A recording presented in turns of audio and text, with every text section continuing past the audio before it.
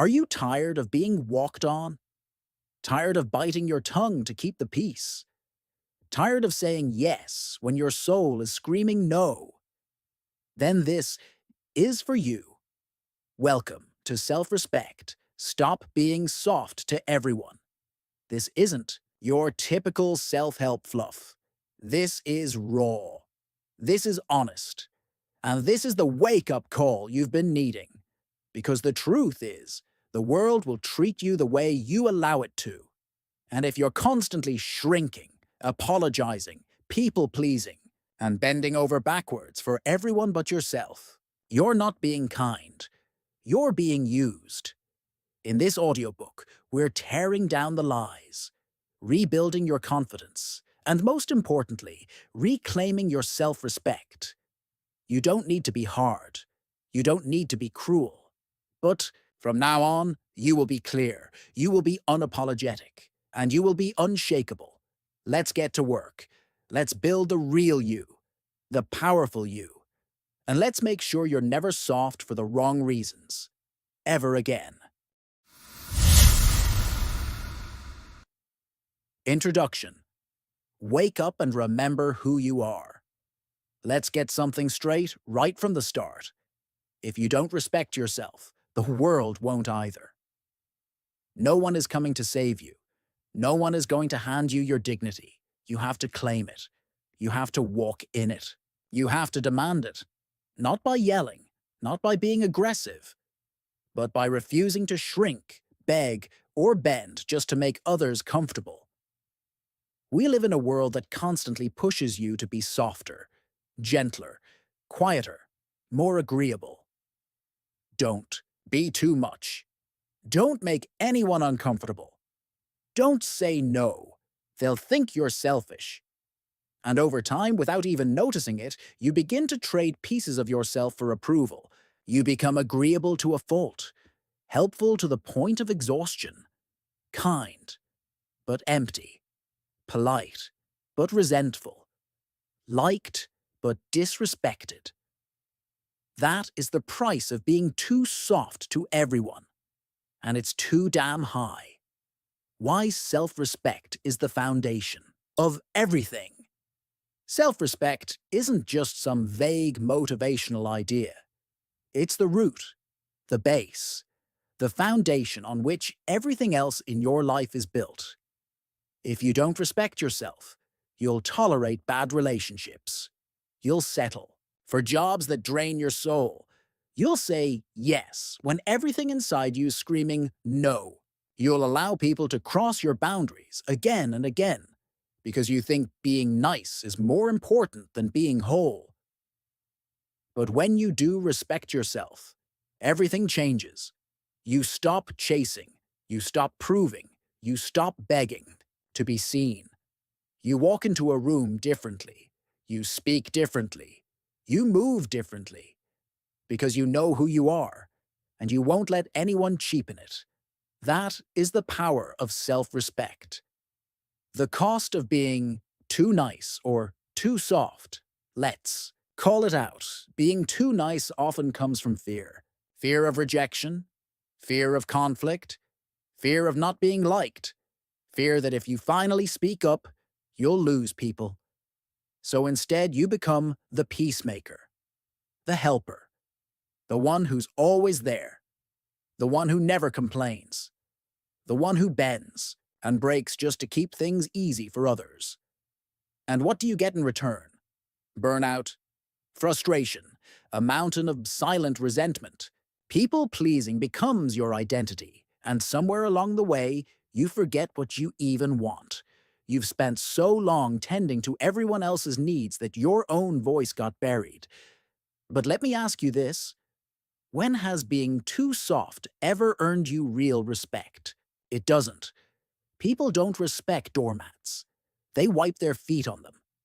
It's time to stop being soft, not in the sense of becoming cold or cruel, but in the sense of developing a backbone, of standing your ground, of honoring yourself, like your life depends on it. Because in many ways, it does. What this book is, and what it isn't, This audiobook is not about becoming rude. It's not about arrogance. It's not about being unkind or turning bitter. And it's definitely not about pushing people away just to feel powerful. This is about alignment. This is about clarity. This is about strength. It's about learning how to live a life where your peace doesn't get traded for popularity, where your kindness doesn't come at the cost of your sanity, where your value isn't tied to how useful, available, or accommodating you are to others. This book will challenge you. It will confront you. It will call out the parts of you that have been living small, soft, and silent for too long. But it will also build you, piece by piece, word by word. It will help you remember who you were before the world convinced you to water yourself down. A personal challenge to you. Before we go any further, I want to lay down a challenge. Not to impress me. Not to impress anyone else. Just for you. As you've listened to each chapter, I want you to commit to one thing. Radical honesty. No pretending. No justifying. No brushing off hard truths. Ask yourself, where am I letting people walk all over me? Where am I shrinking when I should be standing tall? Where have I been too soft? And what has it cost me? This isn't about blame. It's about awareness. And from awareness comes power. And from power comes change. So if you're tired of being overlooked, if you're tired of being drained, dismissed, disrespected, if you're ready to reclaim your voice, your worth, and your self-respect, then this audiobook is for you. And it's going to shake something loose inside of you. Let it. What to expect from the next 10 chapters? Over the next 10 chapters, we're going to go deep. Each one is packed with hard truths, relatable stories, practical tools, and most importantly, actionable steps. You'll learn how to recognize when you're being too soft and what to do about it, how to stop apologizing for existing, how to say no and mean it without guilt, how to set boundaries that actually work, how to walk away from what no longer serves you, how to build a version of yourself that commands respect without ever raising your voice. And by the end, you won't just understand self-respect, you'll live it.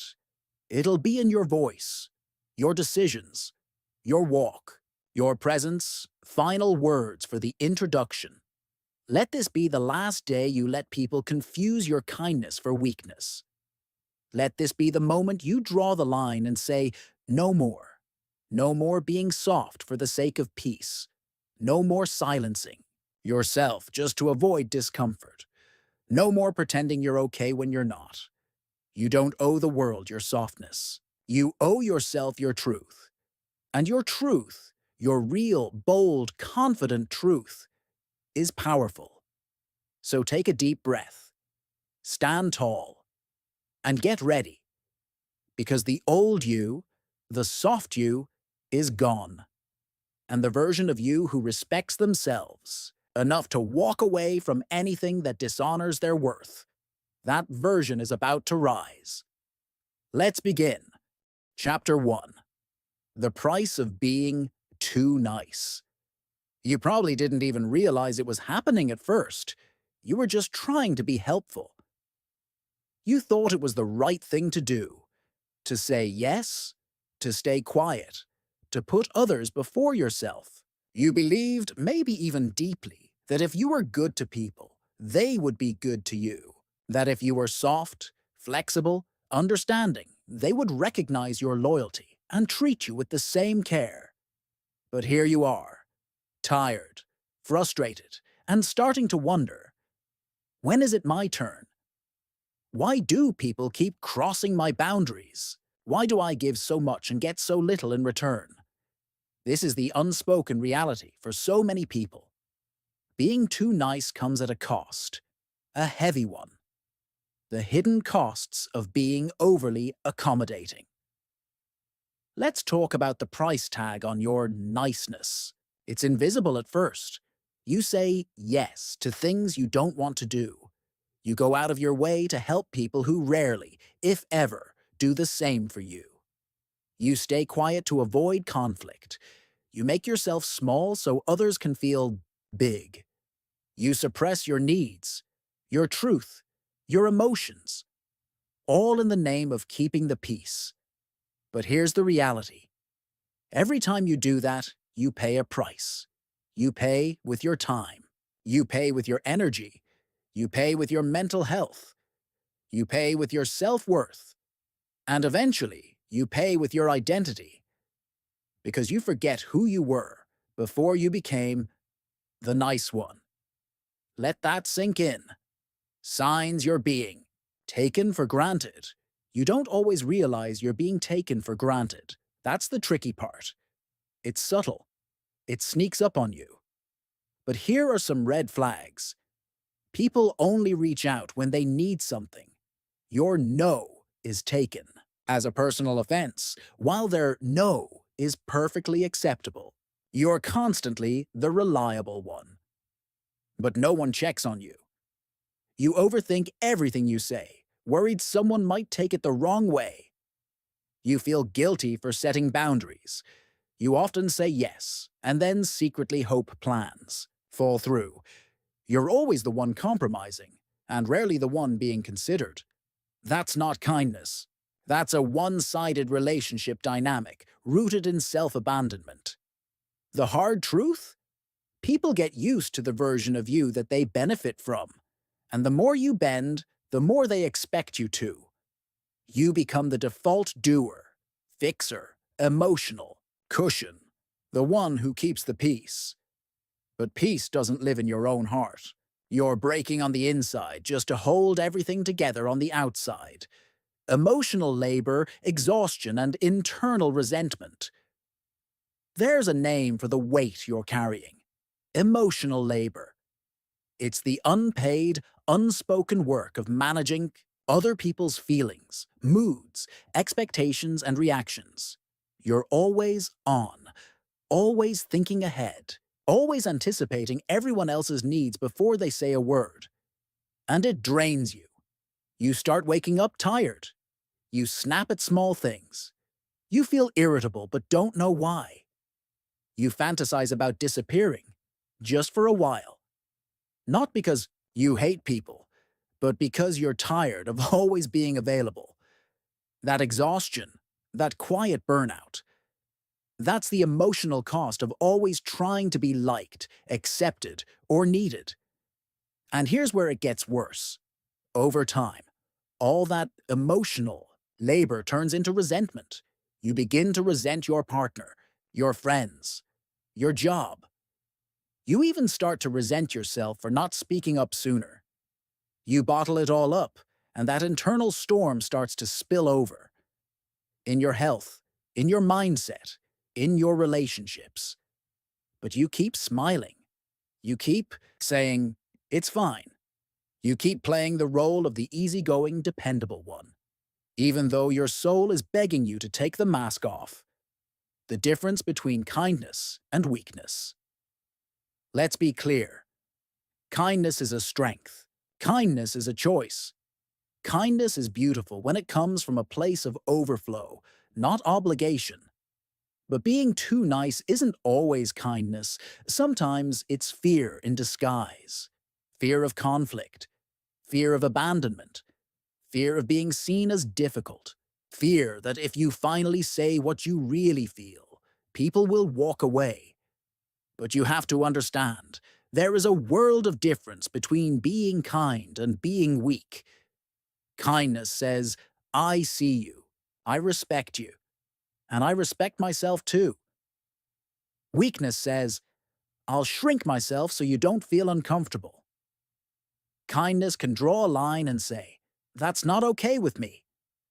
Weakness keeps the peace by pretending everything is fine, when it isn't. You're not here to be a doormat. You're not here to be endlessly available to people who wouldn't lift a finger for you. You're not here to make everyone else comfortable at the expense of your own truth. You were made for more than that, and the first step is learning to tell the difference between being kind and being compliant. why society rewards niceness, and how it can betray you. Let's not ignore the system here. We live in a world that rewards nice behavior, especially from those who are easiest to take advantage of. The workplace wants you to be a team player, even when you're being exploited. Relationships want you to be easygoing, even when you're being mistreated. Social circles want you to keep the peace, even when your boundaries are being trampled. You know why? Because your softness makes things easier for them. They don't have to adjust. They don't have to consider your needs. They don't have to be accountable. As long as you stay nice, quiet, flexible, and accommodating, they benefit. But you? You lose parts of yourself one yes at a time. The betrayal comes when you finally do speak up, and suddenly people act like you're the problem. How come you've changed? You never used to say no. Why are you so difficult now? Let me say this with no hesitation. You are not difficult. You are just finally respecting yourself. And anyone who makes you feel guilty for that was only comfortable with the version of you that served them. You were not born to be soft for everyone. If this is hitting you in the gut, good. That means something inside of you is waking up. You are not here to be endlessly understanding to people who are careless with your time. You are not here to be soft for people who harden every time you show emotion. You are not here to be passive just so others can be comfortable. You are not here to be agreeable just to be accepted. You are here to live in truth. You are here to walk in self-respect. You are here to stand tall, even when your voice shakes. There is power in being kind, but that power dies the moment your kindness becomes self-neglect. So ask yourself, where am I giving too much? Who have I allowed to cross my boundaries? Where am I saying yes when I mean no? It's time to reclaim your energy. It's time to set the tone. It's time to stop being too nice and start being real. This doesn't mean being cruel. It means being clear. Clear about what you will and will not tolerate. Clear about who gets access to your time and energy. Clear about your own value, whether others recognize it or not. Final thoughts for Chapter 1. Let this be the chapter that changes everything. The moment you stop feeling guilty for putting yourself first. The moment you stop calling self-sacrifice a virtue. The moment you stop playing small to make others feel big. You don't have to become hard. You just have to stop being too soft for people who don't deserve it. That's not cold. That's self-respect. And self-respect, that's where everything begins. Chapter 2.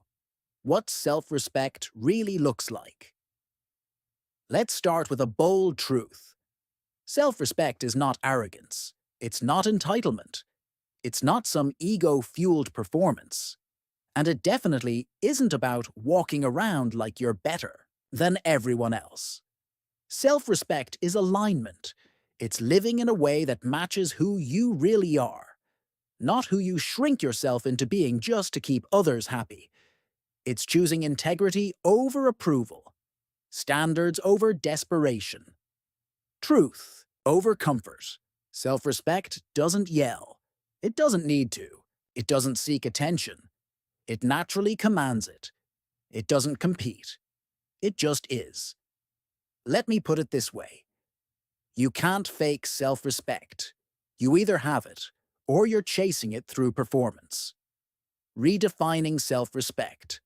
Alignment, not arrogance. Too many people confuse self-respect with arrogance. Why?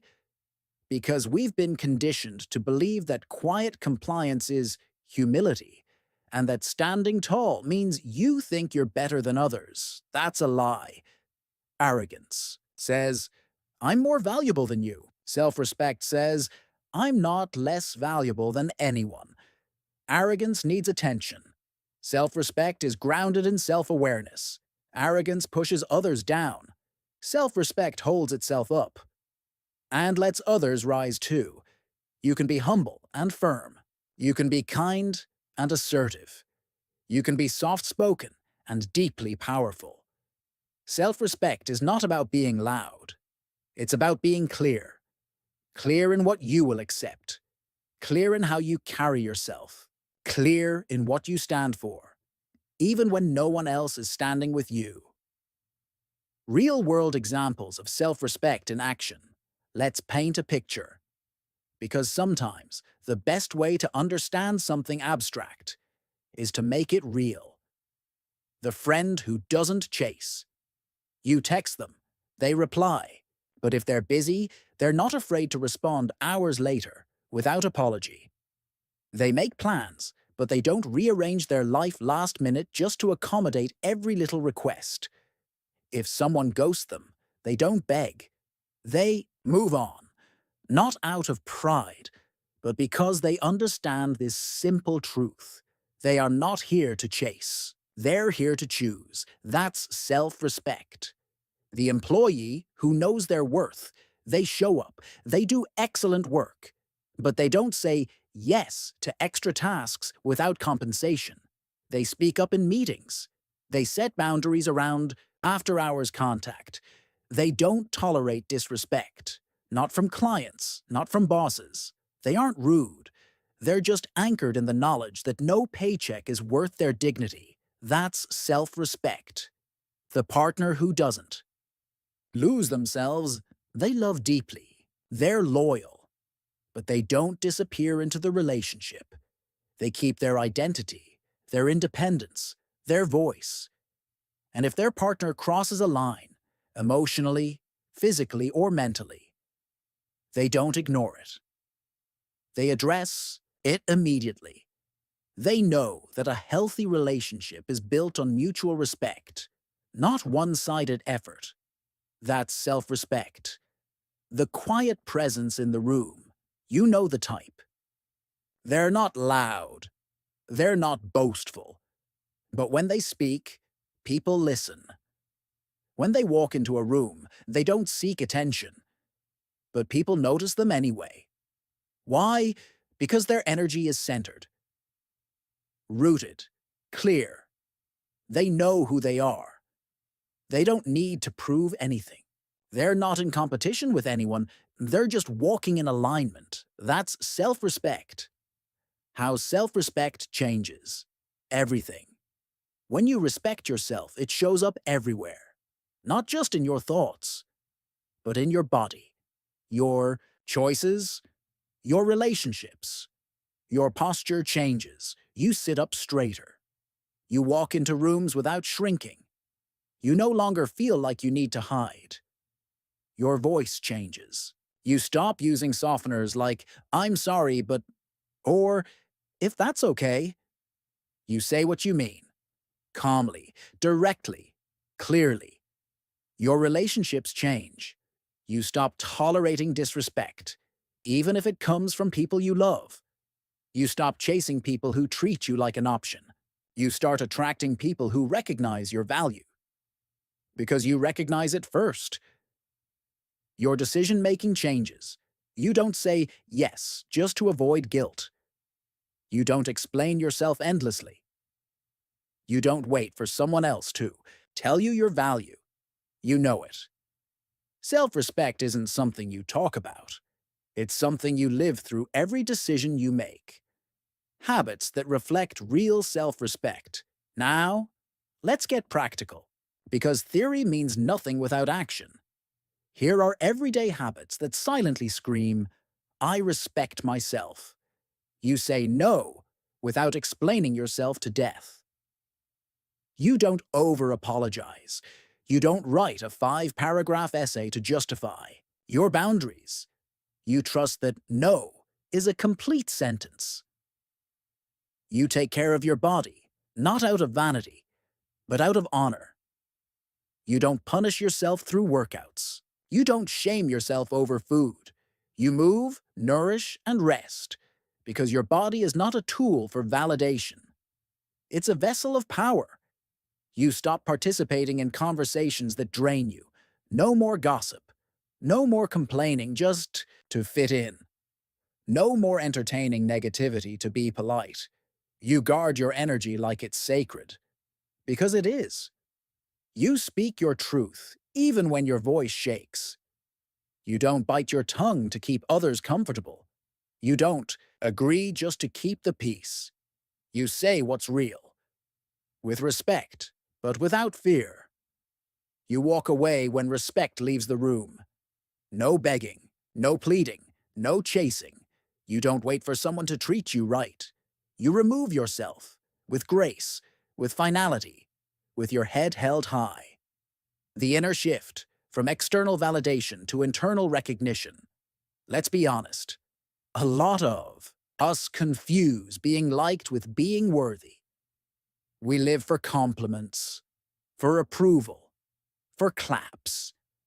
We think if enough people validate us, maybe we'll finally feel whole. But that's not self-respect. That's emotional dependency dressed up as confidence. Real self-respect comes when the applause stops, and you still know who you are. When no one's watching, and you still choose integrity.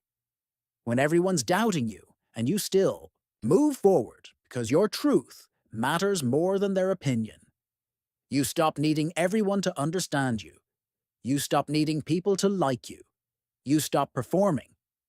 Because self-respect whispers, I already am. Final words for Chapter 2. So, what does self-respect really look like? It's quiet, but undeniable. It's humble, but unshakable.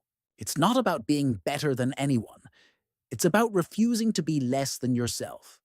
Self-respect is choosing your truth over popularity, your peace over approval, your growth over comfort. And the moment you start living that way, everything begins to change. The way people treat you, the way you see yourself, the way you walk through the world. You stop begging for scraps. You stop apologizing for existing. You stop diluting your power. And you start walking in it, fully, freely, and unapologetically. Chapter 3. You teach people how to treat you. Here's a truth most people don't want to face. You teach people how to treat you. By what you allow, what you reinforce, and what you tolerate. Not with your inspirational quotes. Not with your social media posts. Not even with your words, but with your actions. With your energy. With your silence. With your yes when you wanted to say no. With your patience in the face of disrespect. With your excuses for people who should have been checked, not protected. The way you move through the world sends a message. The question is, what message are you sending? Your actions set the tone, not your words. People don't learn how to treat you by what you say you'll accept. They learn by what you keep accepting, even after they've crossed the line. You say, I won't tolerate being talked down to, but when someone disrespects you, you stay silent. Or even worse, you justify it. You say, I deserve better, but you keep texting back. You keep letting them come back. You keep explaining yourself to someone who never even asked how. You felt that gap between what you say and what you do.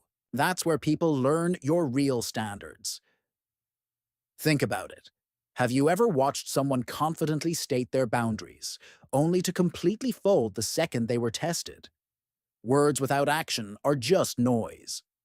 But when your behavior aligns with your boundaries, something changes. People take you seriously. Not because you're aggressive, not because you're loud, but because you're clear. Clear people don't need to convince. They don't need to beg. Their energy does the talking. Boundaries, what they are and how they're enforced. Let's get one thing straight. A boundary is not a request. It's not a suggestion. It's not a subtle hint, hoping someone will get it. A boundary is a clear line. It says, This is the standard. If you cross it, I will take action, not just feel hurt. Let me say that again. Boundaries without consequences are just wishful thinking. So what are boundaries really? Boundaries are self-respect in motion. They're not about controlling others. They're about controlling your own participation. They sound like, I'm not available after 8 p.m. for work calls. If you raise your voice at me, I will leave the conversation. I'm not comfortable discussing that topic. If you continue to show up late, I will stop making plans with you. Notice something? Boundaries are about you, not the other person. They're not threats. They're not ultimatums. They're clear, direct standards with action behind them. A real boundary is enforced, not explained to death. The myth of just being a good person. Now let's dismantle a dangerous myth.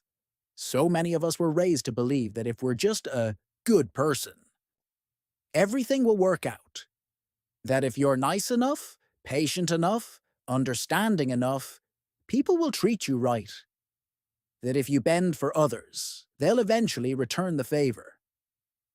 That if you don't make waves, life will reward you. But let's be honest. How has that worked out for you? Being good at the expense of your needs is not noble. It's a slow form of self-betrayal. Goodness without boundaries leads to resentment. Kindness without standards leads to burnout. Love without self-respect leads to cycles of emotional debt. You don't owe anyone access to you just because you're kind. You don't have to suffer silently in the name of being a good person. You don't have to break yourself to be seen as worthy. Being good doesn't mean being available. Being kind doesn't mean being a doormat.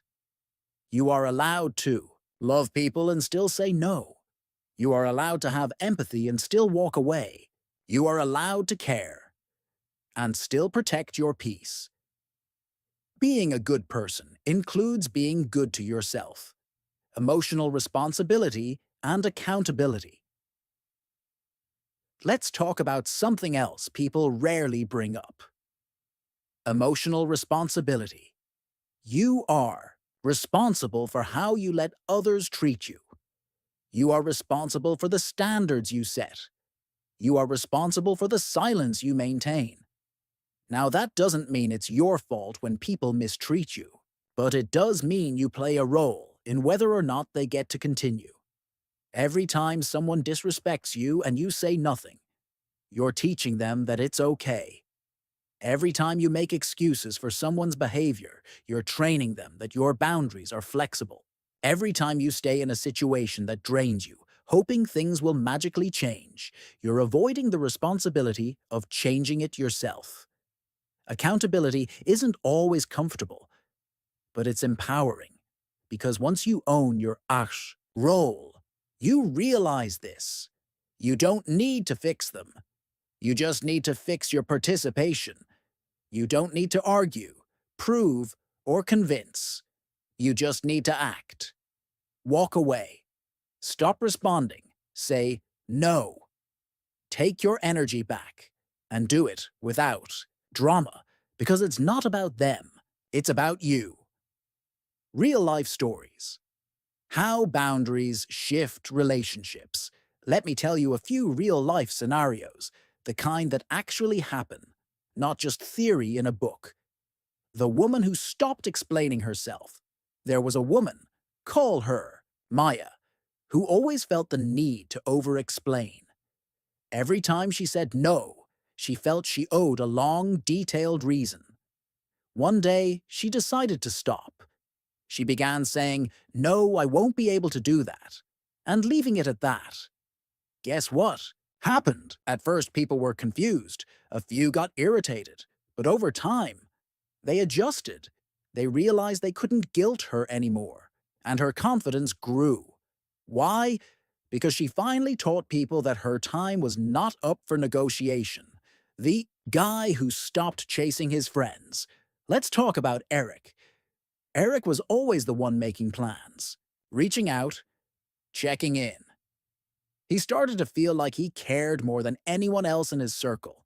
So he stopped. Just for a month. No texts, no calls, no, "Hey, you good?" You know what he found? Only 2 friends noticed. The rest faded into silence. It hurt, but it also healed, because now he could build friendships with people who reciprocated. That's not bitterness. That's clarity. The parent who set a new standard. There was a single father, let's call him James, who had grown kids that constantly disrespected his time and space. They'd show up unannounced, ask for favors, interrupt his weekends. James loved them, but he was exhausted. So he sat them down and said, "I love you, but I need you to call before you come over. I'm happy to help, but not at the cost of my peace." They pushed back, but he held firm. And after a few weeks, they adjusted. They started calling. They became more thoughtful. Why? Because he taught them how to treat him. Final thoughts for chapter. You don't need to yell. You don't need to beg. You don't need to guilt trip anyone. You just need to move differently. Because the moment you change your behavior, your energy, your availability, your tolerance, people get the message. You teach people how to treat you. Every single day. Not by who you pretend to be, but by what you allow. By what you reinforce. By the standards you enforce. Quietly, consistently, and unapologetically. So here's your challenge. Audit your boundaries. Where are you bending? Reflect on your relationships. Who only respects your words, but not your limits? Commit to one act of self-respect this week. One place you stop explaining. Stop justifying. Stop tolerating. You don't owe everyone access to you. Your peace is not a community project. Your energy is not up for auction. It's time to teach the world. This is how I deserve to be treated. And then, back it up with your actions. Chapter 4. Stop apologizing for existing. Let me ask you something. How many times have you said the words, "Sorry, I just had a quick question. Sorry to bother you. Sorry if I'm being annoying. Sorry for taking up space. For having needs. For speaking. For existing." Now ask yourself, were you really sorry, or were you just afraid? Afraid of taking up space. Afraid of being judged. Afraid of being seen as too much. Afraid that being visible makes you a target. But here's the brutal truth. Every time you over-apologize, you teach people that your presence is a problem. And once you convince them of that, they'll start to treat you like one. Over-apologizing. How it trains others to devalue. You think you're being polite. You think you're being low maintenance. You think you're just trying to be easy to work with, easy to live with, easy to love. But what you're really doing is telling the world, "My existence is inconvenient. Let me shrink to make you comfortable." You apologize when you speak. You apologize when you set a boundary. You apologize when you take up time. You apologize for asking for what you need. And slowly, quietly, you disappear. Not physically, emotionally, energetically. Here's what you don't realize. Apologizing constantly doesn't make you more likable. It makes you easier to ignore. Over-apologizing lowers your perceived value. People begin to assume your needs are negotiable. Your time isn't that important. Your ideas aren't that strong. Your presence isn't that impactful. And here's the kicker. They don't mean to devalue you. They just follow the cues you keep giving them. If you keep saying sorry for existing, they'll believe you. Stand tall in your worth. Even when you're imperfect, you don't have to be perfect to deserve respect. You don't need to have all the answers. You don't need to speak flawlessly or move with perfect confidence to be taken seriously. You just need to stop apologizing for being here. Everyone is imperfect. Everyone has insecurities. Everyone is figuring it out. Confidence isn't about having zero flaws. It's about owning your presence despite them. You're allowed to be here. You're allowed to ask questions. You're allowed to change your mind. You're allowed to take your time. You're allowed to be loud, clear, quiet, soft, firm, gentle, bold, however you naturally show up, and still expect respect. You do not need to shrink in order to fit. You just need to stand in your truth, even if your voice shakes while you say it. How to speak confidently, even if you feel insecure. Let's break this down. Most people think confident speech comes from confidence. But in reality, confident speech creates confidence. It's not about feeling bold. It's about speaking clearly and letting the confidence catch up later. Here are a few practical ways to speak confidently, even when you're not 100% there yet. Stop over-explaining. You do not owe a paragraph to justify every decision. No, I won't be able to make it. I'm not available at that time. I prefer not to share that. Simple, clear, done. Confidence is direct. Use strong openers instead of saying, "Sorry, I just had a quick thought." Say, "Here's what I'm thinking," instead of, "I'm not sure if this makes sense, but," say, "This might offer a new perspective." Lead with strength, not self-doubt. Silence the verbal shrinking. Start paying attention to filler words that weaken your voice. Words like just, "I just wanted to check." Maybe. Maybe we could try. Kind of. I kind of think. Hashram, these words aren't evil. But overused, they dilute your message. Cut the fluff. Let your words stand. Eliminate weak language from your vocabulary. Language is power. Every word you use either reinforces your presence or erodes it. Let's go through a short list of phrases that weaken your authority and how to upgrade them. "Sorry, can I ask a quick question?" "I have a question." You're allowed to ask questions. No apology needed. "I'm not sure if this is important, but here's something I've noticed." If you're sharing it, it matters. Own that. "Maybe I'm overreacting, but this situation doesn't sit right with me." Trust your feelings without minimizing them. "I just think." "I believe," or "in my experience." Just makes it sound like you're asking for permission. You get the point. Every time you dilute your language, you subconsciously say, "My voice doesn't matter that much." So, stop hedging. Stop softening. Speak like someone who belongs. Because you do. Affirmations for a stronger presence. Let's rewire your inner dialogue with these affirmations. Speak them aloud. Feel them. Own them. I am not a burden for existing. I do not owe anyone an apology for taking up space. I speak clearly and without guilt. My needs are valid. My voice is valuable. I can be kind and assertive. I do not shrink to soothe other people's egos. I will not apologize for being who I am. Say these daily. Say them until your energy starts to match. Your words, because once your energy shifts, people feel it. Final thoughts for Chapter 4. You were not born to tiptoe around the world. You were not meant to apologize your way through life. You are not here to beg for acceptance, minimize your feelings, or ask for permission to be seen. You are here to stand, to speak, to own your worth. So stop apologizing for your boundaries. Stop apologizing for your voice. Stop apologizing for being tired or unsure or needing space.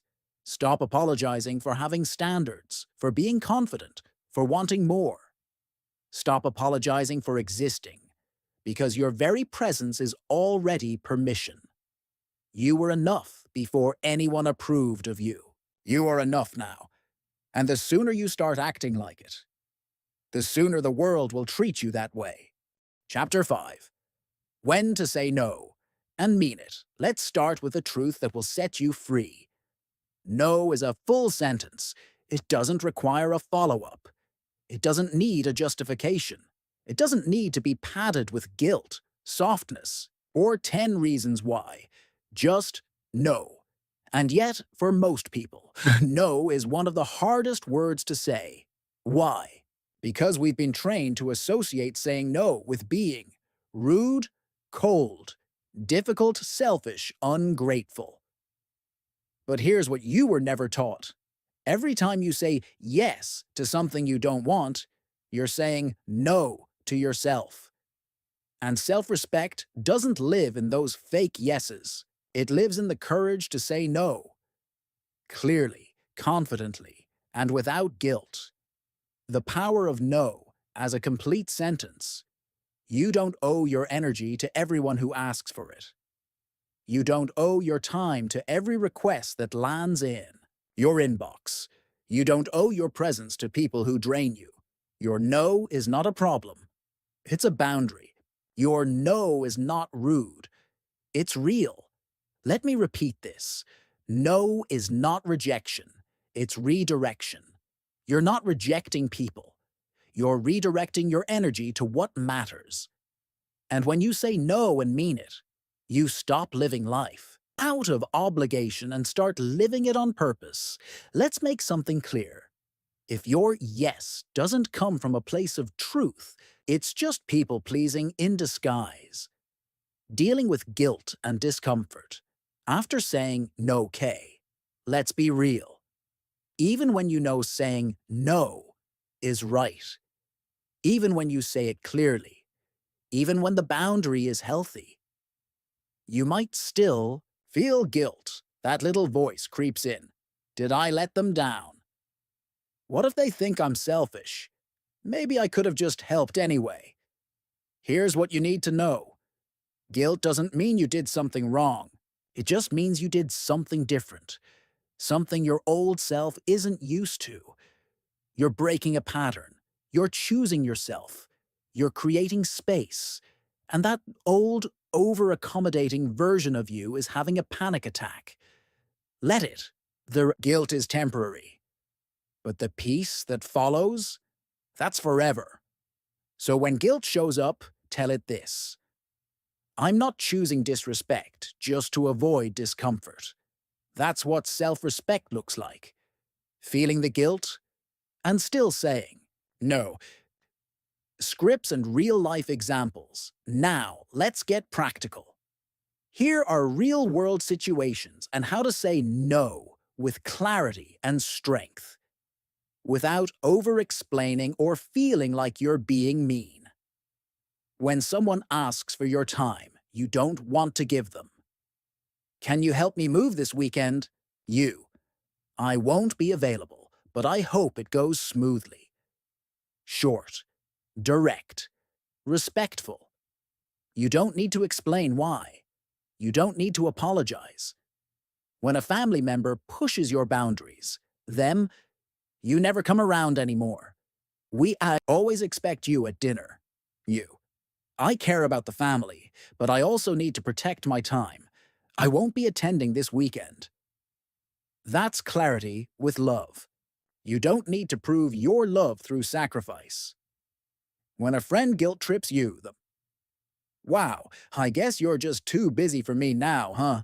You. I'm still here. I just can't always be available. I hope you can understand that. Stay calm. Stay rooted. You're not responsible for their reaction. When work keeps piling more. On you, them. Can you take this on last minute? You. I'm at capacity right now. I won't be able to take this one. Don't try to. Squeeze it in. Don't sabotage your peace for someone else's urgency. When you want to leave an event, Early, them. Why are you leaving so soon? Just stay a little longer. You. I've enjoyed my time, but I'm heading out. I'll see you soon. You're not asking permission to take care of yourself. You're stating your decision. Why saying no is one of the most respectful things you can do. Here's the most misunderstood truth about no. Saying no is an act of respect. It respects your time. It respects your energy. It respects your priorities. And believe it or not, it respects the other person too. Because when you say no honestly, you give others permission to do the same. You create clarity. You build trust. You draw real lines instead of fake niceties. There's nothing respectful about resentment. There's nothing kind about saying yes while quietly seething. There's nothing generous about draining yourself just to avoid confrontation. True respect comes from honesty, and honesty often sounds like, "No, not this time." Here's what happens when you start saying no more. Often, you gain time because you stop giving it away out of guilt. You gain clarity because your decisions align with your values. You gain peace because you're not stretched thin by everyone else's demands. You gain self-respect because your energy is no longer for sale. And the best part? You teach people to take your yes seriously because they know it's real. You're no longer always available. You're no longer the go-to pushover. You're no longer exhausted by fake obligations. You become someone who is clear, firm, respected, and at peace. Final words for chapter 5. You don't need a long story to say no. You don't need to cushion your truth. You don't need to feel bad for protecting your peace. You are not cold. You are not mean. You are not selfish. You are clear. You are self-aware. You are done trading your peace for approval. So here's the challenge. Say no this week. Where you would have said yes out of guilt, say it clean. Say it simple. And don't follow it with, "I'm sorry." You're allowed to choose your time, your energy, your peace, and mean it. Chapter 6. Soft on the outside, steel on the inside. Let's get one thing clear. Being kind does not mean being weak. You can be gentle and powerful. You can be compassionate and unshakable. You can lead with love and still have boundaries made of steel. But somewhere along the way, you were taught that kindness means saying yes when you want to say no, forgiving when you're still hurting, smiling when you're uncomfortable, accepting mistreatment for the sake of being the bigger person. That's not kindness. That's self-abandonment, and self-respect has no room for that. How to keep your compassion without becoming a doormat. Let's talk about the difference between true compassion and people-pleasing. Compassion is rooted in strength. It's a conscious choice to care, to serve, to show empathy, while still honoring yourself. People-pleasing is rooted in fear. It's a survival tactic, a desperate attempt to stay liked, stay safe, and avoid rejection. Here's the difference in practice. Compassion says, "I care about you." People-pleasing says, "Please don't be mad at me." Compassion says, "I'll help if I have the capacity." People-pleasing says, "I'll help, even if it destroys me." Compassion says, "I see your pain, but I won't tolerate disrespect." People-pleasing says, "I'll tolerate anything as long as you like me." See the difference? You don't have to become hard, cold, or distant to protect your peace. You just need to lead with compassion and clarity. You can have a soft voice and a strong spine. You can be emotionally generous without letting people walk all over you. Because real strength is calm. Real strength is choice. Real strength is the ability to say, "I love you but I won't betray myself to prove it.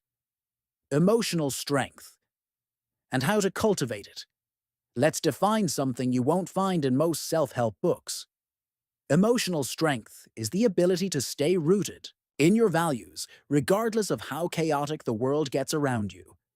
It's not about pretending to be unbothered. It's not about never crying, never feeling, never needing help. It's about this: being misunderstood and not scrambling to explain yourself. Being pressured and not folding just to make people happy. Being rejected and still knowing your worth. Being kind and still saying no when you mean no. Emotional strength doesn't always look tough on the outside. Sometimes it looks like pausing before reacting, choosing silence over defense, staying firm when people guilt-trip you, saying, "That's not okay with me," calmly and clearly. It's not flashy. It's not loud, but it's powerful. So how do you build this kind of inner steel? Here are 4 practices to help you cultivate emotional strength. Practice response. Overreaction when you feel triggered. Pause. Don't let anger, guilt, or fear speak for you. Take a breath. Ask yourself, what does my highest self want to say here? Emotional strength is measured in that gap between feeling and reacting. Learn to sit with discomfort. People might not like your boundaries. They might be disappointed. They might push back. That doesn't mean you're wrong. It means you're doing something new. And growth always feels uncomfortable at first. Sit with it. Let the discomfort burn off. Your peace is worth the temporary awkwardness. Honor your word. To yourself, if you say you're going to rest, rest. If you say you won't respond to that text, don't. If you say you're done with someone's games, walk away and stay away. Each time you keep your word to yourself, you become stronger inside. Each time you break that word, you chip away at your own self-respect. Let go of the need to be liked by everyone. Not everyone will like you. Not everyone will understand you. Not everyone is supposed to. The goal is not universal approval. The goal is authentic alignment, to live and speak in a way that reflects who you truly are. That takes courage. That takes steel. Staying grounded in your values without letting people walk over you. Let's say your values are compassion, honesty, loyalty, peace, great. But how do you live those values without becoming a doormat? Here's the key. You act from your values. You don't let others use them against you. Let's break that down. Compassion doesn't mean tolerating abuse. Honesty doesn't mean oversharing or explaining yourself constantly. Loyalty doesn't mean staying where you're no longer respected. Peace doesn't mean avoiding every confrontation. If someone uses your kindness as a weapon, that's not a relationship. That's manipulation. So ask yourself, am I living by my values or being guilted by them? One is powerful, the other is painful. Stay rooted. Live aligned. But remember, you are not here to be used. How to become unshakable while still being kind. So how do you walk through life soft on the outside? Steel on the inside. Let's bring it all together. Here are 5 rules to live by. Rule 1. Speak gently, but with conviction. You don't need to raise your voice to raise your standard. Speak with calm certainty. That's how people know you mean it. Rule 2. Be generous, not self-sacrificing. It's beautiful to give, but never give what you can't afford to lose.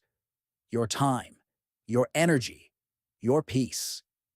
Rule 3. Let people be uncomfortable with your growth. You will outgrow spaces. You will frustrate people who benefited from your silence. Let them feel what they need to feel. That's not your job to fix. Rule 4. Don't confuse peacekeeping with peace. Avoiding conflict isn't always peaceful. Sometimes it's self-betrayal. Choose real peace, not the kind that comes from walking on eggshells. Rule 5. Be kind, not compliant. Kindness is a strength. But if you're always complying, always bending, always saying yes just to keep the peace, that's not kindness. That's fear dressed up in politeness.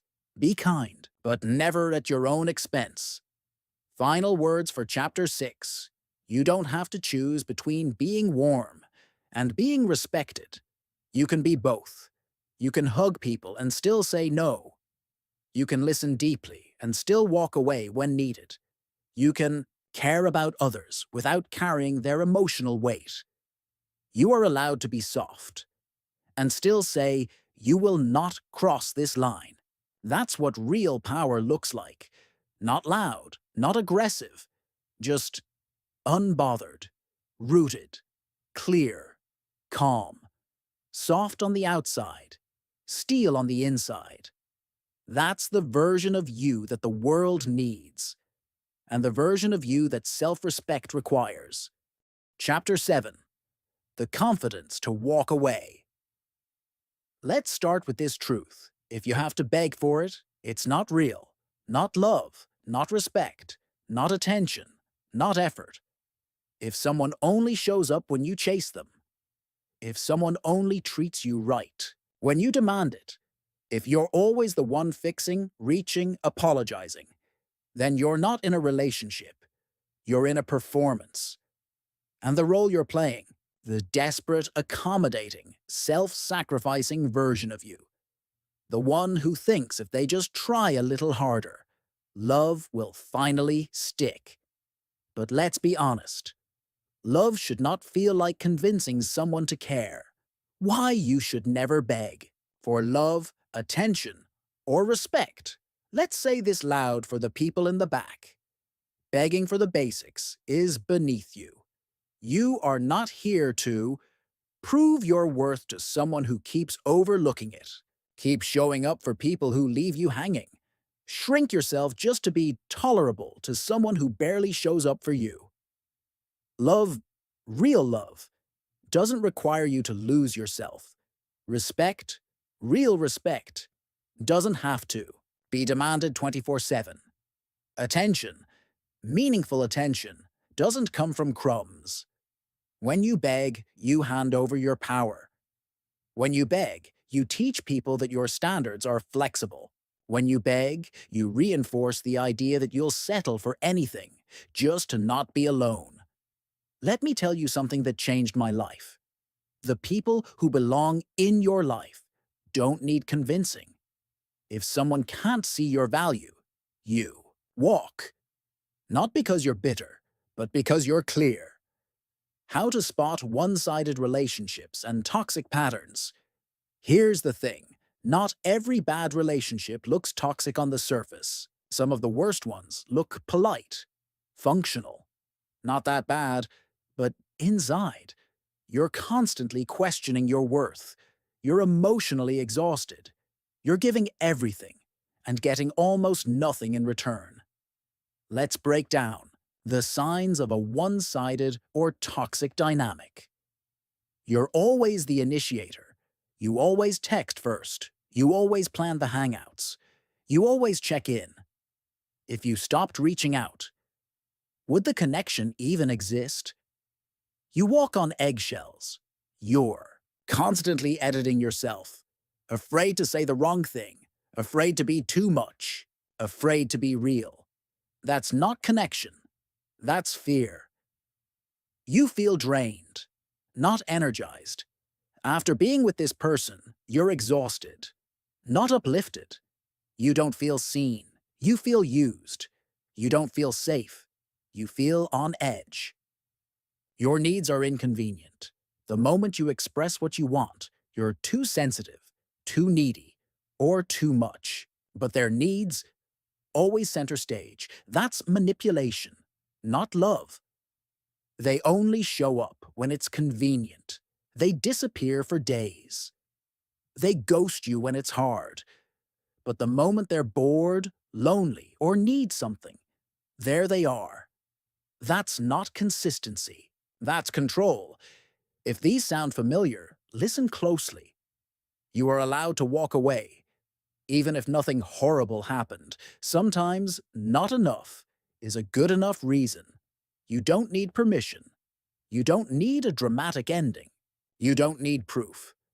If it's costing your peace, your self-worth, your energy, that's enough. When to cut ties. And how to do it. Gracefully. Walking away doesn't always mean slamming the door. It doesn't always mean yelling or ghosting. Sometimes walking away is just choosing you. Here are clear signs. It's time to cut ties. You're more anxious than fulfilled. You don't trust them, but you're still trying to make it work. You've had the same conversation 20 times, and nothing's changed. You're staying out of fear, not love. So how do you leave? Gracefully, confidently, cleanly. Here's how. Get clear on your why. Before you speak to them, speak to yourself. What is this relationship doing to my mental health? My energy? My self-respect? Once you're clear, you don't need permission. Don't over-explain. You don't owe a long story. You don't have to beg them to understand. Say what you mean, and mean what you say. Something like, "This relationship isn't healthy for me anymore. I wish you well, but I need to step away for good." Simple. Honest. Clean. No half walking away. Don't say you're done, then keep checking their socials. Don't block, then unblock. Don't leave the door cracked, just in case. You cannot heal in a place that keeps breaking you. Close it. For real. Prepare for withdrawal. Letting go isn't just physical, it's emotional. You might miss them. That doesn't mean you made the wrong choice. Missing someone isn't a reason to go back. It's part of the process of moving on. You'll feel sad, lonely, lost, maybe. But those feelings? Temporary. Your freedom. That's permanent. What happens when you finally stop chasing people? Let me paint a picture for you. One day, you stop begging. You stop explaining. You stop shrinking. You stop adjusting your entire being just to be accepted. And suddenly, everything shifts. You feel lighter. You feel clearer. You feel powerful. You wake up and realize you don't need to chase love. You embody it. You don't need to beg for attention. You command it by how you carry yourself. You don't need toxic patterns to feel alive. You choose peace over chaos. Walking away isn't just leaving a person. It's leaving behind the version of you that tolerated less than you deserved. Final words for Chapter 7. You don't need to fight to be loved. You don't need to prove your worth to someone blind to it. You don't need to hold on tighter to what's already slipping away. Let go. Not because you stopped caring, but because you started caring about yourself more. You don't chase. You don't beg. You don't force. You choose peace. You choose clarity. You choose self-respect. And from that place, you attract the people, opportunities, and relationships that match your new standard. Because here's the truth. The most powerful thing you can ever say is, "I'm done," and mean it. Chapter 8. Rewriting the People-Pleaser Identity. Let's begin with a quiet truth. People-pleasing is not your personality. It's a survival strategy. It's a response. It's a deeply rooted habit that says, if I can just keep everyone happy, maybe I'll be safe. Maybe I'll be enough. But here's the thing. You were never meant to live your life trying to be digestible for everyone else. You were never meant to spend your days managing how others feel about you, while neglecting how you feel about yourself. You're not here to be liked by everyone. You're here to be real. to be whole, to be you. This chapter is about shedding that old identity, the one wrapped in guilt, in fear, in performance, and stepping into your power, where people-pleasing comes from. Let's get honest. You didn't become a people-pleaser because you're too nice. You became one because somewhere along the way, you learned it was safer to please than to disappoint. Let's unpack that. People-pleasing often comes from a childhood conditioning. Maybe you grew up in a household where love was conditional. You were praised when you were quiet, helpful, and agreeable. You were punished, ignored, or rejected when you said no, had needs, or expressed big emotions. So, you learned, if I'm perfect, if I make everyone happy, I'll be loved. That belief didn't just fade, it followed you into adulthood, and into every room you walked into. Trauma and survival. Maybe you lived in a chaotic or unpredictable environment, where keeping the peace was a matter of emotional survival. You became the fixer, the peacekeeper, the emotional sponge, not because you wanted to, but because it was the only way you knew to stay safe, to stay seen, to stay connected. And now, even when danger is no longer present, your nervous system still thinks it needs to perform for acceptance. Insecurity and self-worth. Gaps people-pleasing is often a mask for deeper insecurity. If I say yes to everything, maybe they'll like me. If I never rock the boat, maybe I'll be enough. If I agree, stay quiet, and always smile, maybe I'll finally be accepted. But the truth is, people-pleasing doesn't create genuine connection. It creates resentment, exhaustion, and a growing disconnect between who you are and who you pretend to be. Letting go of the need to be liked by everyone. You ready for this? Not everyone is going to like you. Say it out loud if you need to. Not everyone is going to understand you. Not everyone is going to approve of your choices, your voice, your growth. And that is not your problem to solve. It's your freedom to step into. See, when you're addicted to being liked, you become a watered-down version of yourself. You silence your truth. You hold back your ideas. You shrink to fit. But here's the reality. The price of universal approval is self-betrayal. You were not made to be everyone's favorite. You were made to be yourself. And the right people will feel that. Let go of the need to be liked and watch how much lighter life becomes. Rewiring your mindset for internal validation. Let's flip the script. Instead of asking, do they like me? Start asking, do I like me?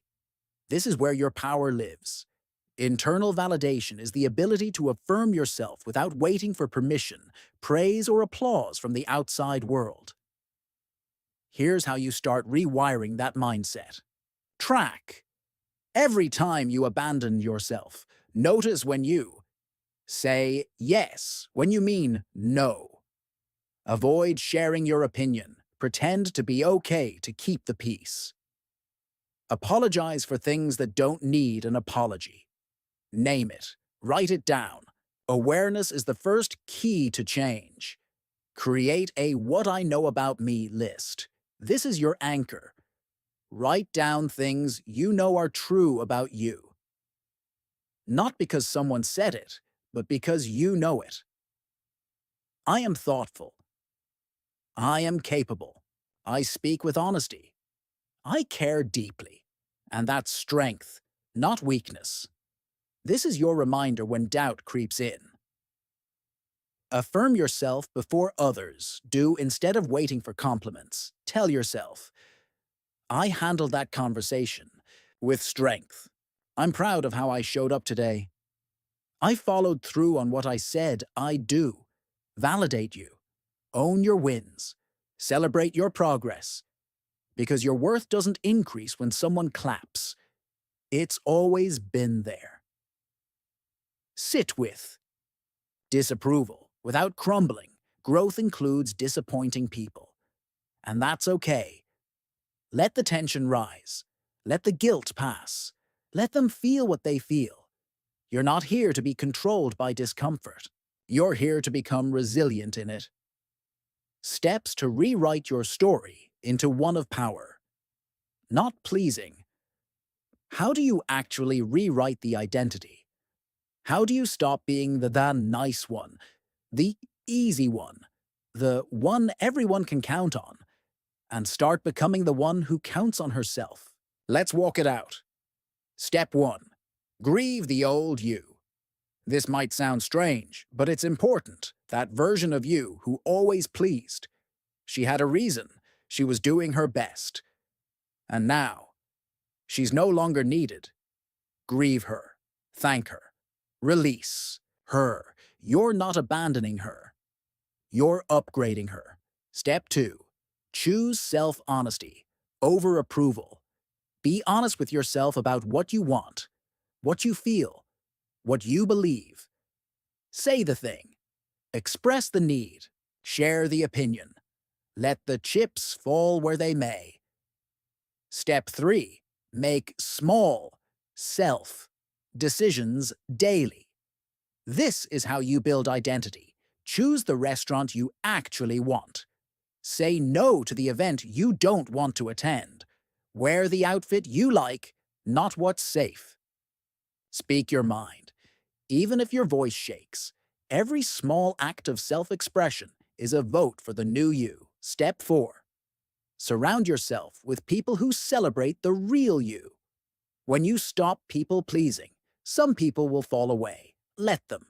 You'll start attracting relationships where you don't have to earn your place, where you can be messy, honest, bold, and still loved. Because the real ones don't want a pleaser. They want a person. They want you. Final words for Chapter 8. You are not responsible for how others feel about you. You are responsible for how you feel about yourself. Let go of the pressure to keep everyone happy. Let go of the fear that says you have to earn your worth. Let go of the version of you that stayed small to stay accepted. You don't need to be everything to everyone. You just need to be you, unapologetically and fully. This is your story now, not of pleasing, but of power. Not of shrinking, but of rising. Not of blending in, but of standing tall in your truth. You are no longer for sale to the highest bidder of approval. You belong to yourself. Chapter 9. The New You, Walking in Self-Respect Daily. Let's start with a simple but powerful reminder. Self-respect is not just something you feel. It's something you live. Every day, every choice, every word, every boundary. It's not about being perfect. It's about being aligned. Aligned with your values. Aligned with your worth. Aligned with the person you are becoming. You don't just wake up one day with self-respect. You build it. Brick by brick. Decision by decision. Day by day. And this chapter, it's your blueprint. Daily rituals and practices that reinforce self-respect. Let's get practical. Here are daily rituals you can use to anchor your self-respect. So it's not just a concept in your head, but a force in your life. Start the day with intentional language. The first words you say in the morning matter. Don't reach for your phone. Don't scroll someone else's life. Start with you. Say to yourself, I respect myself today. I make decisions that align with who I am becoming. I don't chase. I attract. I don't beg. I build. These words aren't just affirmations. They're instructions to your subconscious. Check in with your boundaries. Every morning ask, where do I need to say no today? Where do I need to stand firm? What would self-respect look like in my schedule, my energy, my time? It could be saying no to an unnecessary meeting, canceling plans that drain you, protecting your focus time. Not picking up that. Call from someone who only takes. Boundaries are built through daily decisions, not one-off declarations. Dress and show up like you. Matter, this is not about vanity. It's about alignment. Wear what makes you feel sharp. Stand tall. Walk with purpose. When you carry yourself with self-respect, the world responds accordingly. This isn't about impressing others. It's about respecting yourself enough to show up fully. Choose food, movement, and rest that reflect value. You are not a garbage can. You are not a machine. You are not a slave to hustle culture. Treating your body with care, through what you eat, how you move, and how you rest, is an act of self-respect. Eat food that nourishes. Move because you're alive, not because you hate your body. Rest because you're worthy of recovery, not just productivity. Do one bold thing that scares you, daily. It doesn't have to be massive. Send the email. Speak up in the meeting. Post the thing. Set the boundary. Have the hard conversation. Say the truth. Self-respect grows when you face fear and act anyway. Every time you do, you build the identity of someone who trusts themselves. How to handle backlash or resistance from others. Here's the hard truth. Not everyone will like the new you. The version of you that had no boundaries, that said yes to everything, that kept quiet to keep the peace, that version was easier for them. And when you start respecting yourself, some people will. Guilt. Trip you. Call you selfish. Say you've changed. Try to make you second guess. Your growth, let them. Because here's what's actually happening. They're not mad that you've changed. They're mad that they can't control you anymore. And your job is not to keep other people comfortable with outdated versions of you. Your job is to keep evolving, even when it makes others uncomfortable. Here's how to handle the backlash. Expect it. Don't be shocked. When you upgrade your standards, you expose who was only there for the lower version of you. It's not betrayal, it's clarity. Detach from their guilt tactics. They might say, "You used to be so chill. You've changed. You're overreacting. Breathe. Don't argue. Don't over-explain. Just say, 'I'm making choices that align with where I'm going.' That's it. Stand on that. Know that their reaction says more about them than you. Their discomfort is not your responsibility. Your healing is. Anyone who benefits from your self-neglect will always resist your self-respect. Let them. Building confidence and discipline 1. Small win at a time. You don't build self-respect through grand gestures. You build it through repetition of small, hard things. Let's talk confidence. Confidence isn't loud. It's not arrogance. Confidence is earned trust with yourself. You say you'll do something, and you do it. You say you'll protect your energy, and you follow through. You say you'll walk away if disrespected, and you actually walk. That's where confidence is born. Not in the hype, but in the follow-through. So every small win matters. Waking up when you said you would, finishing the task, saying no when it's hard, putting your phone down and being present, making the uncomfortable call. Each small win is a brick. Stack them daily. Over time, you build an unshakable wall of self-trust, surrounding yourself with people who respect your self-worth. Let's make something clear. You don't just need people around you. You need people who honor your evolution. Because as you grow, you'll notice something. You outgrow certain circles. Circles that normalized self-neglect. Circles that shamed you for having boundaries. Circles that praised you for being the easy one, the yes one, the overgiver. Let them go. Here's who to look for instead. People who challenge you. Without controlling you, they see your potential and hold you to it. not through guilt, but through encouragement. People who applaud your boundaries, they don't punish you for protecting your energy. They respect your no. They honor your space. That's healthy. People who don't need you to shrink.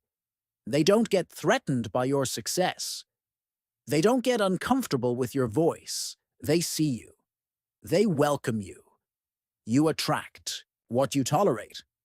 And when you start walking in self-respect daily, your circle will naturally shift. Not everyone will stay, but the right ones will find you, because your new energy doesn't chase, it attracts. Final words for Chapter 9. You're not faking it anymore. You're not waiting for permission. You're not hoping someone else validates you into action. You are building your identity, your confidence, your self-respect daily. Not through talk, but through action.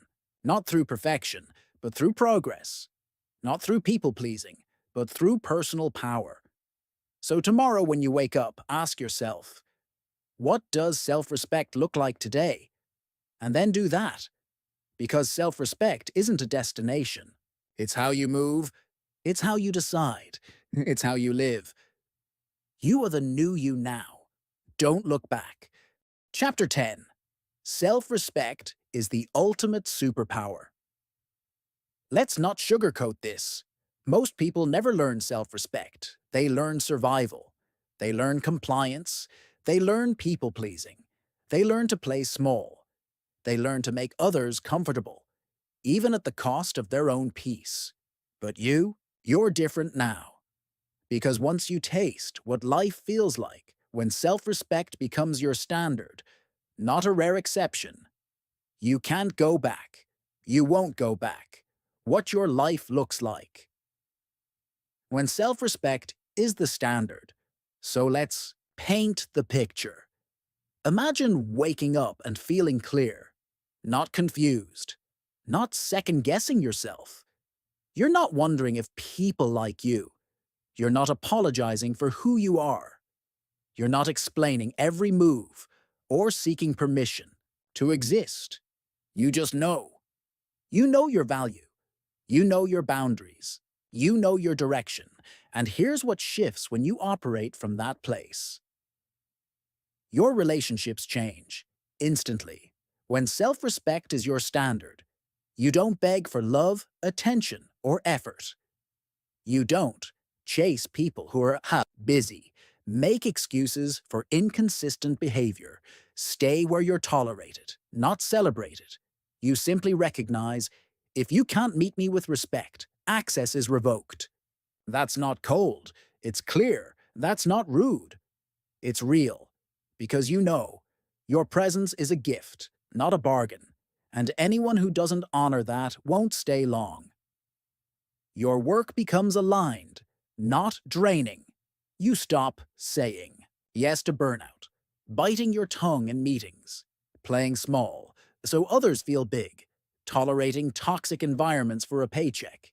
You start asking for what you're worth, taking up space, leading with clarity. Leaving what no longer aligns, work becomes a space where you operate in truth, not tolerate in silence.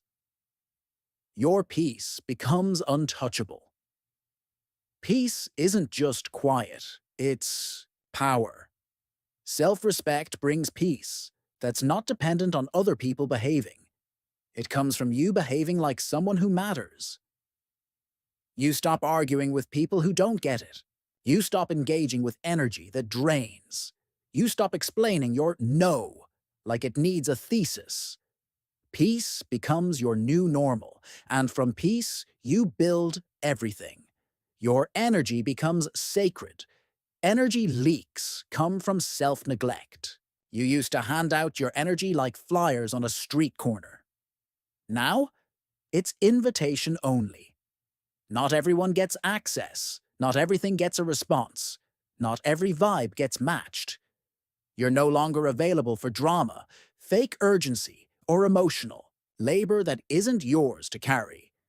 Because now, your energy is protected by your self-respect. The real you was never weak, you were just untrained.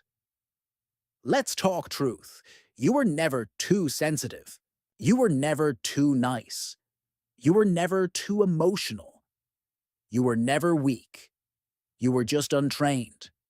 You didn't know how to set a boundary, how to say no without guilt, how to speak without shrinking, how to stand without shaking, how to live without begging for validation.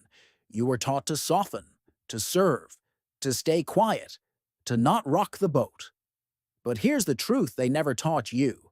You can be kind and still have a backbone. You can be loving and still say, enough. You can be generous and still protect your energy. You can be calm and still command respect. You were never weak. You just didn't have the tools. But now you do. And once you're trained in self-respect, you become unshakable. Self-respect changes everything. Because it changes you, let's be real, you don't need more tricks. You don't need more advice. You don't need more validation. What you need is standards. Because when your standard becomes, I don't beg, I don't chase, I don't shrink, I don't tolerate disrespect, not even once, your life recalibrates. Low-effort people fall away. Low-value habits dissolve. Low-energy thoughts are replaced with clarity and direction. You stop asking, am I good enough? Will they like me? What if I upset them? And you start declaring, I like me. I respect me. I decide who gets access to me. This is the power of self-respect. It doesn't just change what you do. It transforms who you are. A final call to action. Live boldly. Live unapologetically. Now comes the real test. Because this isn't just a book. It's a blueprint, a mindset, a call to action. So here's your final challenge. Live boldly. Live unapologetically. Walk into the room like you belong. Because you do. Set the boundary, even if your voice shakes. Leave what no longer honors you and don't look back. Choose yourself, daily, fiercely, without guilt. Speak with truth, stand with courage, move with purpose. And above all, don't forget who you are. Because the world doesn't need a softer version of you. It needs the real you, the clear you, the grounded you, the version of you that no longer shrinks to fit, but rises to lead. So don't wait for permission. Your time is now. Stand tall, speak truth, move forward. You are no longer soft for the wrong reasons. You are strong for the right ones. This is your superpower. Own it. Conclusion. Never be soft again. Unless you choose to. Let's take one deep breath together. You made it. Not just through this audiobook, but through the mindset shift that most people never make in their entire lives. You've just taken one of the boldest, most powerful steps any person can take. Reclaiming your self-respect. And from this point on, everything changes. Summary of key takeaways. Let's remind ourselves of what you've just learned. And more importantly, what you now live by. Being too nice comes at a cost. Your peace, your energy, your dignity. Self-respect isn't arrogance. It's alignment with who you truly are. You teach people how to treat you. By what you allow, tolerate, and reinforce. Stop apologizing. For existing, your worth isn't up for debate. No is a complete sentence, and a powerful one. You can be soft-hearted but strong-minded. Kindness is not weakness. The confidence to walk away is a superpower. Never beg for what should be given freely. People-pleasing is not love. It's self-abandonment. And it ends now. Daily self-respect builds unshakable identity. In small wins, quiet choices, and consistent standards. Self-respect is the foundation for a powerful life, and it's yours now. Every single chapter was a layer of armor, not to make you hard and cold, but to make you clear and unshakable. This isn't about never being soft. This is about never being soft by default. Now, softness is your choice, not your survival mode. Reclaiming your dignity, one decision at a time. Dignity isn't given, it's reclaimed. In the way you say no when it's hard, walk away when it hurts, speak the truth when it's unpopular, show up for yourself when no one else claps. Dignity doesn't always roar. Sometimes it's the silent decision to not betray yourself today. So don't look for big, flashy changes. Look for small, bold ones. Stacked daily, because your self-respect journey is not about one heroic moment. It's about choosing again and again. I matter. I belong. I don't shrink anymore. Encouragement to continue. Walking in strength. This isn't the end. It's the beginning. You'll still face situations that test your strength. People who push against your boundaries. Moments where you'll be tempted to fall back into old patterns. But now, you're not the same. You've got language, you've got clarity, you've got standards, you've got self-respect. And no one, no one, can take that from you unless you hand it over. You've stopped asking, what if they don't like me? Now you ask, do I like how I'm showing up? You've stopped saying, I don't want to make a scene. Now, you say, I won't shrink to keep the peace. You've stopped wondering, am I enough? Now you declare, I'm more than enough. I'm essential. This strength? It's not situational. It's not borrowed. It's yours. And it's permanent. Final motivational message. Let's end with this. You're not here to shrink. You're not here to stay small. Stay silent. Stay agreeable. Or stay stuck. You're not here to be everyone's yes person. You're not here to be liked at the cost of being respected. You're not here to earn approval from people who don't even value themselves. You are here to stand up and stand out.